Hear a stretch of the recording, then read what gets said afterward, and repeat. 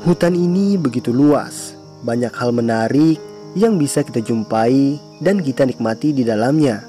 Namun ingat, jangan sampai kita terlena sehingga bisa membuat kita terseret ke dalam zona survival. Jikalau itu terjadi dan kita disesatkan oleh alam dan juga hutan, kita harus bisa keluar dari zona survival dengan selamat. Ingat, hutan bukan rumah kita. Jaga sikap dan selalu waspada. Simak video ini, kita belajar bersama di sini teman-teman. Salam hijau dan juga salam lestari.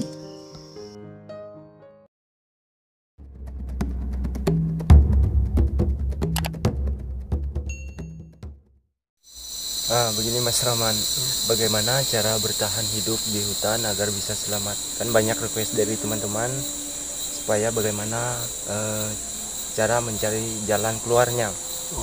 Seperti ini Mas Eko ya. Kalau survival itu kan itu memang kita harus mengandalkan pengetahuan dan juga mengandalkan apa yang bisa kita manfaatkan dari alam. Contohnya untuk kita bertahan hidup atau supaya kita bisa selamat dari zona tersesat misalnya. Seperti ini. Kita bisa melihat dari pohon kayu.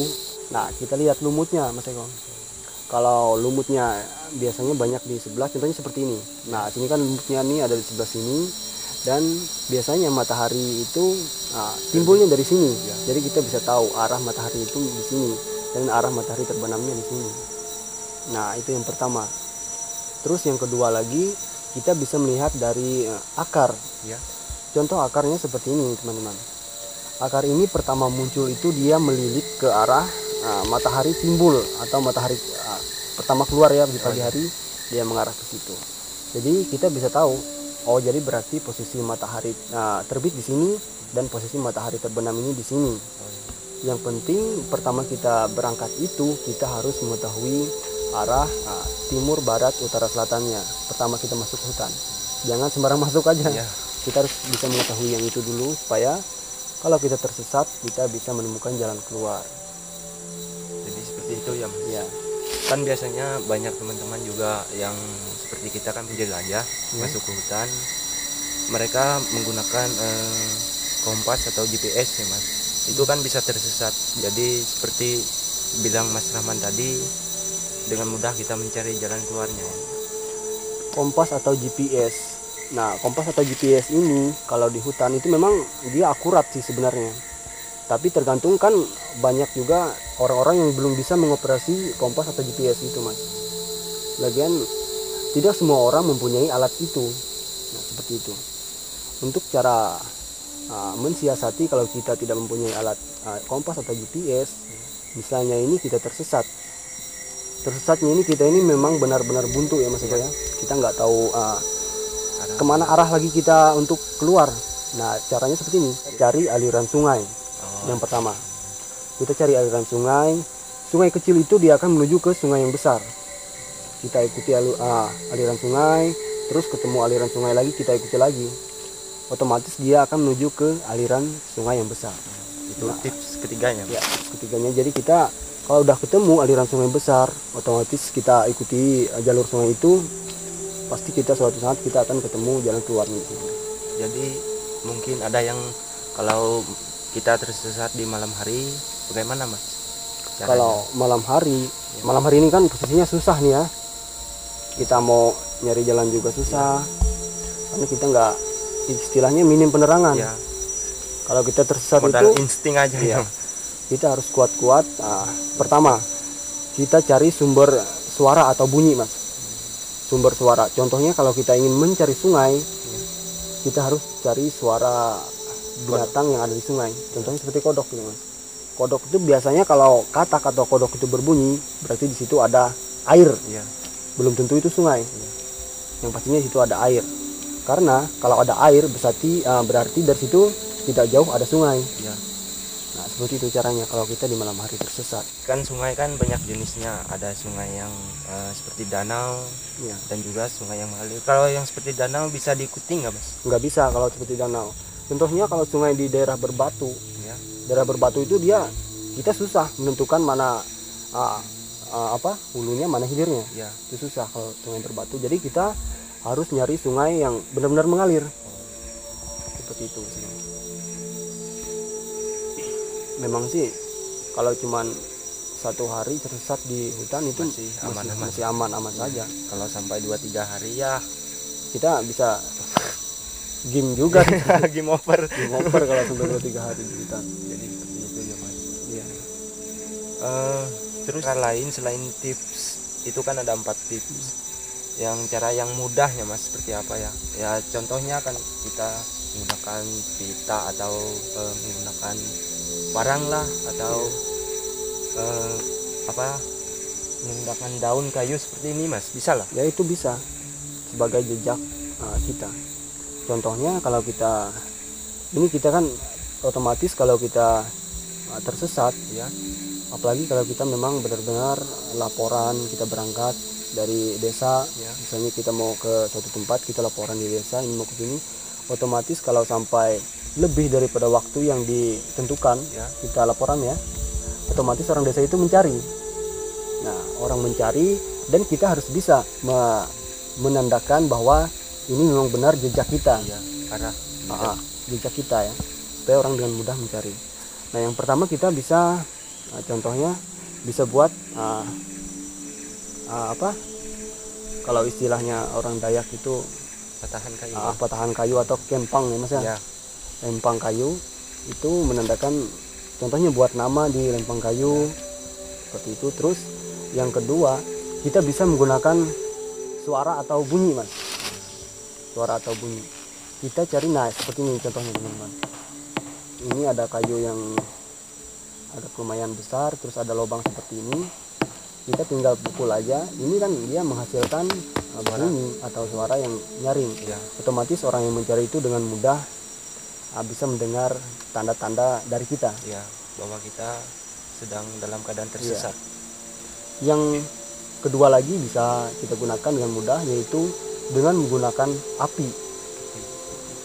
Dengan menggunakan api, otomatis kalau di hutan belantara tidak ada api. Ya.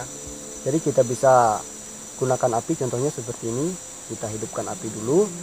Setelah api ini hidup, kita kumpul ranting sebanyak-banyaknya agar apinya itu membesar. Tapi ingat, kita harus kelilingi dulu seperti ini teman-teman, agar apinya tidak merembet ke sana kemari mas Eko. Nah, di mana ada api, pasti di situ ada kehidupan. Jadi orang yang mencari kita akan mengerti, akan menangkap sinyal dari kita. Berarti di sana ada kehidupan. Orang dengan mudah menemukan kita. Itu kalau kita tersesat. Nah, intinya kalau kita ke hutan jangan sampai tersesat. Iya, betul. Ya. Bagaimana caranya jangan sampai tersesat? Ada cara dan triknya juga mas. Contohnya seperti patahan kayu. Ya. Kita patahkan kayu seperti ini teman-teman. Contohnya kita patahkan kayu ke depan searah dengan perjalanan kita. Nanti kalau kita udah mentok, kita udah sampai tujuan, itu kita balik dengan mudah sekali mas Eko. Ya. Kita bisa kembali melihat atau melawan arah patahan kayu kita. Ya. Nah itu kita tidak akan tersesat. Ya, Mas Rahman, kalau kita tersesat di hutan kan membutuhkan energi, stamina kan terkuras. Ya. Jadi kalau kita menemukan air itu kan pasti kita bisa mengkonsumsi minum. Ya. Jadi bagaimana kalau tidak dalam keadaan tersesat kan tidak menemukan sungai. Jadi bagaimana Mas Rahman? Itu sangat mudah sekali sebenarnya. Ya. Asalkan kita bisa mengenal jenis-jenis akar atau istilah orang Dayak itu jakah atau bakah mas ya. Nah itu kita harus bisa mengetahui jenis itu. Kita bisa cari jenis akar seperti akar liana. Liana itu kalau istilahnya orang Dayak itu akar bajaka. Itu bisa kita konsumsi, bisa kita minum langsung airnya mas. Contohnya seperti akar ini. Nah ini bisa kita langsung konsumsi dan airnya itu sangat segar. Ini tips dan trik juga kalau kita tidak menemukan air dalam keadaan tersesat. Ya. Kita bisa minum dari akar liana atau bajakah ini. Dan juga akar bajakah ini ada yang jenisnya yang pahit. Ada yang pahit? Iya, ada yang pahit ini. Hati-hati juga. Walaupun dia sama persis mirip, itu ada yang pahit teman-teman rasanya. Yang pahitnya itu dia tidak mempunyai torehan akarnya. Dia hampir mirip sih seperti akar yang bisa kita minum, bisa kita konsumsi ya. Itu hampir mirip, cuma bedanya dia tidak mempunyai terehan yang dalam. Terus kulit dari akarnya itu mudah terkelupas, itu yang pahit. Oh ya Mas Rahman, bagaimana kalau kita tersesat kan mungkin perut kita kosong. Ya, Jadi bagaimana caranya untuk bisa ya mengganjal perut kita supaya kita bisa bertahan hidup di hutan. Bagaimana Mas Rahman? kalau yang itu kita tinggal cari, contohnya banyak sekali di hutan ini yang bisa kita konsumsi secara langsung ya. Iya. Ada juga yang tidak bisa kita konsumsi secara langsung, harus dimasak dulu. Iya. Kalau yang bisa kita konsumsi secara langsung, contohnya seperti humbut. Nah ini kalau bahasa Dayaknya itu humbut nyiwung seperti ini. Ini seperti teman-teman, humbut nyiwung. Ini bisa kita konsumsi langsung setelah kita tebang, mas ya. Iya. Jadi cara yang keduanya itu kan bisa dimakan secara langsung ya, atau mentahnya. Kalau menggunakan cara dimasak, Kalau dimasak itu dia semacam humbut-humbutan juga, mas, yang banyak yang bisa kita konsumsi selain dari buah-buahan ya. ya Kalau buah-buahan itu kita bisa konsumsi secara langsung sebenarnya. Tapi kita lihat juga kalau ada bekas makan satwa liar, berarti itu bisa dikonsumsi kita juga. Dan juga ini yang dimasak tadi, mas ya. ya Yang dimasak tadi itu banyak sekali contoh seperti humbut-humbutan atau jenis palem ya, palem-paleman. Itu bisa kita konsumsi dengan cara dimasak. Dan juga ada juga humbut ini yang bisa kita konsumsi secara langsung. Secara tidak dimasak ada juga. Terus tergantung juga sih sebenarnya. Tapi lebih aman lagi kita masak ya agar lebih steril. ya Contohnya seperti apa ya Mas? Humbut yang bisa dimasak itu kan banyak jenis humbutnya. Kalau di hutan itu biasanya kita itu sering nemu humbut rotan. Humbut rotan. Humbut rotan hutan ya. Terus juga kalau tempat terbuka itu dia ada jenis pisang, pisang hutan. Nah itu dari humbut dari pisang hutan itu bisa kita makan dengan cara dimasak. Ya. Walaupun dibakar ya. Dibakar bisa, itu simpelnya dibakar kalau kita tersesat ya. Biasanya. Ini sebenarnya ini versi kita ya, mas ya. Ini versi kita karena banyak teman-teman yang bertanya kepada kita bagaimana caranya. Jadi kita berbagilah istilahnya, bukan kita menggurui, mas ya. Betul. Kita berbagi, belajar bersama.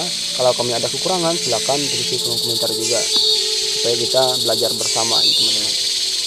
Karena yang digunakan kita ke hutan itu ya seperti itulah. Iya. Tips-tips yang Iya, tadi. trik seperti itu kalau kita ke hutan. Menggunakan kayu, Patahan kayu. dan juga yang kata bahasa kita lempang ya Mas. Iya. Dan juga cara seperti tadi mendengarkan kodok dari sungai. Itu kita bisa sungai. ya. Itu trik kita juga itu, teman-teman. Tapi kita ini jarang juga, hampir nggak pernah ya kita. Karena sebelum berangkat itu kita harus hati-hati. Kita harus memperhitungkan juga dulu kalau kita ke hutan.